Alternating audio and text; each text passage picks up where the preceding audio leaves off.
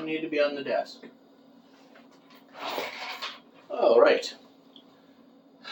Continuing with our journey into the depths of our goblin founding ancestors, probably more than a century after the last group of settlers, we next come to Akayo Hinig, but most know him by another name. He was a lone traveler, a wandering monk and philosopher, who prided himself on needing little.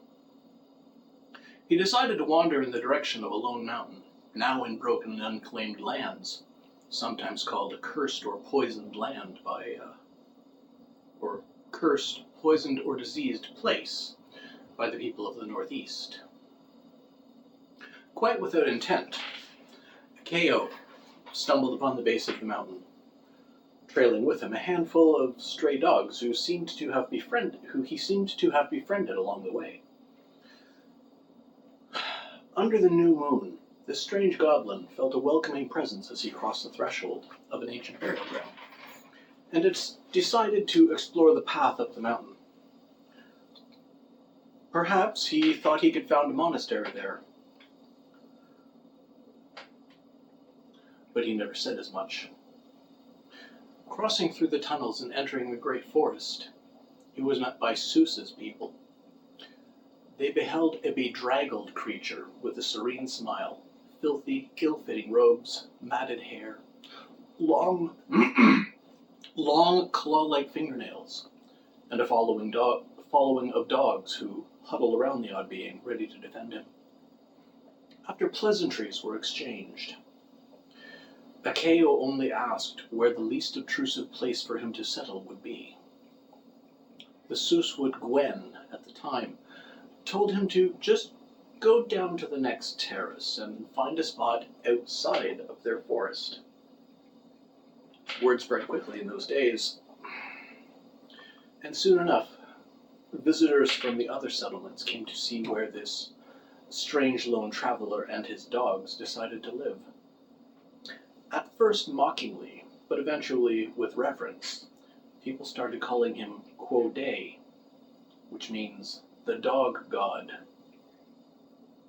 And he began to teach both his philosophy and his martial arts to those who wished to learn.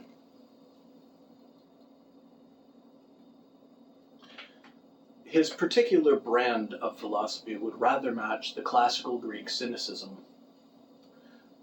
learning to live with as little as possible, eschewing possession and social norms, being inobtrusive, teaching for free and wasting nothing. He also taught a love for dogs. It wasn't long before this odd fellow had developed a small following. They built their homes together on a patch of scrub and infertile land. The dogs were, and their descendants still are, free roaming. Even to the time of our player characters, it is said that a monk of Quode must never harm a dog of any kind, and that no dog of any description will ever harm a monk of Quode. It's a very strange one indeed, and quite different from the previous 5. Imagine what sort of a martial art might be derived from this kind of philosophy, and what sorts of goblin, kobold, or other small folk would decide to leave whatever more comfortable life they had to follow such a path. I haven't written a new monk subclass, and I'm not about to. There's already plenty of them. I think just the whole thing about the dogs would make them different enough, no matter what subclass they were. How about this? Since oaths are binding here, in this particular place, let's say it's true. Let's make it true. So long as one of these monks never harms a dog, no dog will ever harm them. No dog of any description. But if one of them ever does harm a dog, then all dogs forevermore will attack them on sight. They can never befriend a dog again, Yeah, I know you don't care about dogs, baby. I know you don't care about dogs. We're not talking about cats right now. I know you don't like dogs. That's fine. Not like wolves or coyotes, just specifically dogs, but all dogs. Anything attached to the word dog or hound, let's say, like a hellhound, would count as a dog. So, only dogs, but all dogs. And moving on. While Akeo, now Quode, was beginning his teachings, someone more traditionally goblin in demeanor and attitude was arriving at this lone mountain with her 36 or so followers. Tonner Ulpeha was a cantankerous old woman, if ever there was one, but also wise, wily, cunning, and vengeful. When the warriors of her tribe, far to the east of our mountain, decided to raid the elves, she told them it was a terrible idea.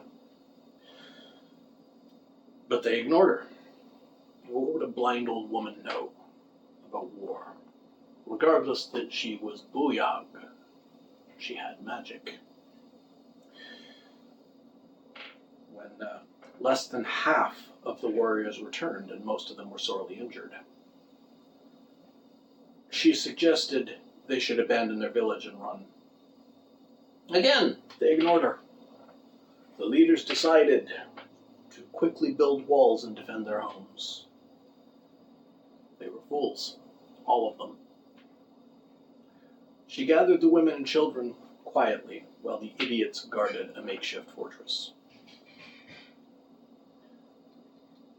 As they fled, they could hear the screams of the dying, and those with sight told of fires where their former homes had been.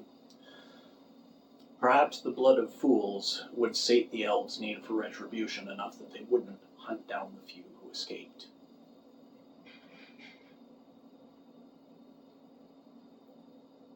With the eyes of others guiding her, Ulpeha and her band of now widows and orphans followed the sun in hope that the elves wouldn't pursue them into the poisoned lands. Gathering and scavenging what they could along the way, they kept well enough fed under the elder's instruction. Eventually, one young mother described their surroundings as a very old graveyard and a path leading up a mountain. Ulpeha stopped her troop and called out towards the graves as she prepared to spell. Show yourself, grave things. Let my guide's eyes see you before you try to feast on us. Something did stir among the graves. A lone corpse pulled itself from its burial. It stood in ancient armor and spoke to the elder in Goblin. Approach, friend, no harm will come to you, it assured. Only those meaning harm to this place need fear my army. It took some persuasion, some argument to convince the old woman that safety lay beyond up the mountain path, but eventually Ulpeha led her people onward. Granted, she kept a fireball spell ready until those acting as her eyes told her they were well beyond view of their new undead friend. She could feel the cold winds of the mountain and the thin air in her lungs as they climbed. She could sense the damp stillness of the caves, then the warmth of the forest as her people entered Teksta. Seeing an elder woman leading newcomers, Seuss's people called for their own Gwen to come and greet them. After a long conversation, the two old women decided it best for Ulpeha to meet the Gwens of the other settlements, and that they speak as equals. So 5 old goblin women and 1 old kobold woman sat together, discussing the laws of their small nation and what options there were for the newcomers. Learning of the skills Ulpeha and her retinue had, Knew that was somewhere. Learning of the skills that they had.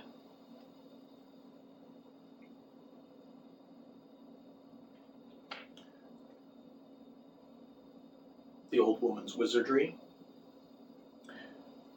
the widows and orphans gathering and guiding abilities, as well as recognizing the blind woman's guile. The sitting Gwens offered the newcomer a large piece of land to settle, on the agreement that Ulpeha teach magic to those who asked it of her. For her part, Ulpeha stipulated that she would teach any who asked, but they must make some form of payment for the lessons, preferably in labor, constructing homes for her and her people. The deal was struck, and soon there was another town within the mountain, a town where one must be careful with their words and actions, for if offended or cheated, Ulpeha's wrath was both silent and final.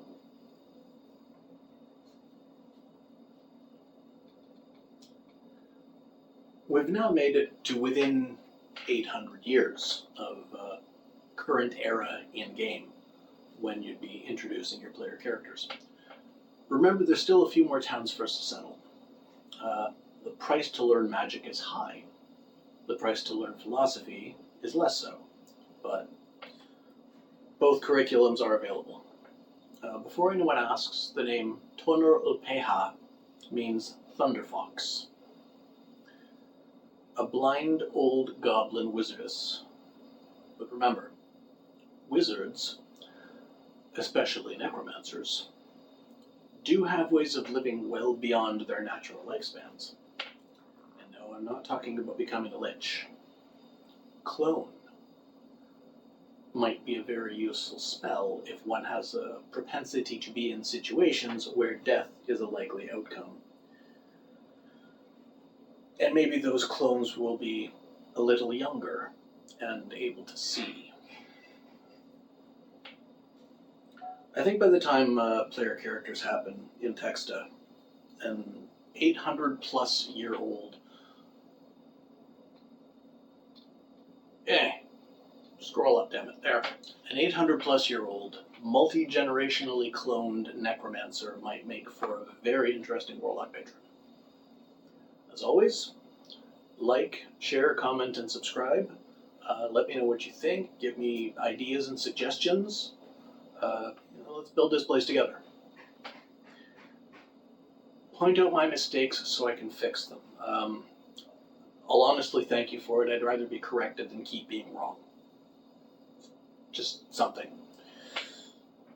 Tell me what you want to see, and I'll see what I can do. See what I can come up with. I'm still looking for any artist willing to draw the people and places I'm describing.